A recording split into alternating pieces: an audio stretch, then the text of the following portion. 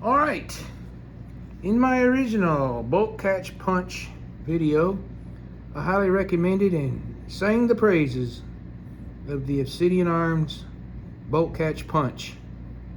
I no longer can do that. Something has changed. So let me show you what has happened. This is my original Obsidian Arms punch that was showcased in that video. This is an Anderson lower. You can see the punch goes all the way through. Look how easy it goes all the way through both bosses. Further than it needs to go without even touching the lower receiver. So with some painter's tape, you're never going to have a problem with this punch. This is the Brownell's punch. This punch doesn't work near as good on this Anderson lower. You really got to push in hard just to get it to start to enter the second boss, but will not go through the second boss. Oh, that might work okay if you want to use some pliers to pull the pin the rest of the way out, or if you want to reuse the pin and drive it back through. But this Brownell's punch just isn't as good as the Obsidian Arms punch. All right, here's the onion.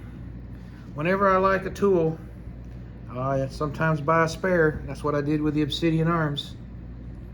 But this is not the same punch as they were originally selling. I'm going to show you what it is. Never even tried it until recently. You'll see it don't go any further than the Brownells.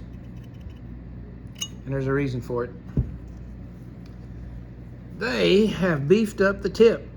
You can see the one on the right is much more beefier than the one on the left.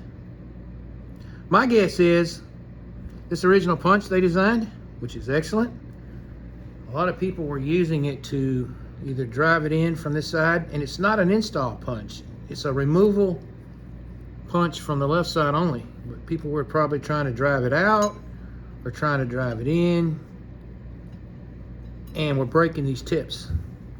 And Obsidian Arms has this, send it back, we'll replace it, no questions asked policy.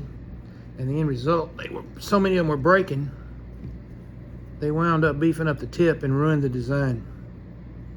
So this is garbage. Ranked in order, you'd have the original Obsidian, Brownells, and the most newest design.